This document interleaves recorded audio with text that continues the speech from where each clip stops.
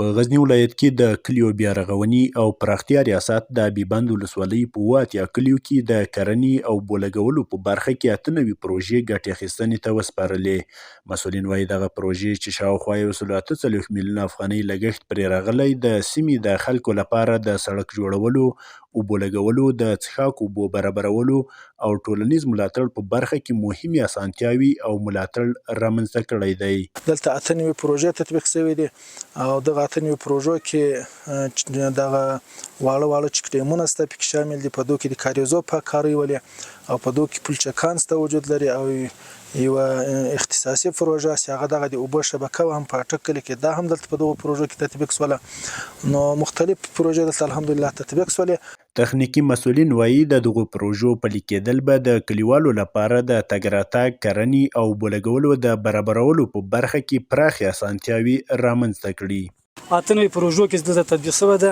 2155 کارګر ته د کار زمینه برابر شوی ده.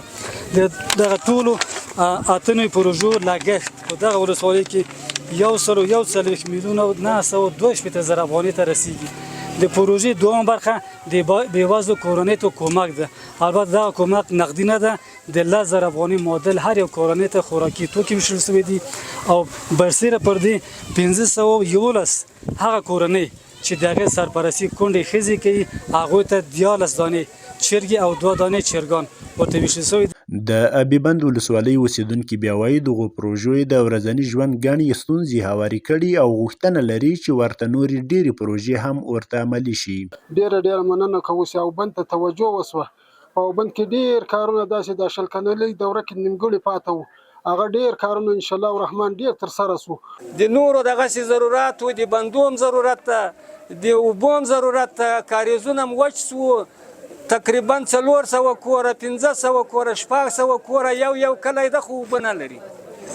دې ته موږ ضرورت لرو و نورو پروژو ته ضرورت لرو. ابيبند ولسوالۍ د غزني یوه له لرې پرتو ولسوالیو ده چې د اوبو ستونزه پکې له پخوا بیا تر اوسه لویه پاتې شوې. اوس د اوبو دغه پروژې د ژوند د ښه والي او د کرنیزو محصولاتو د زیاتوالي لپاره حیاتي پړاو بلل کیږي.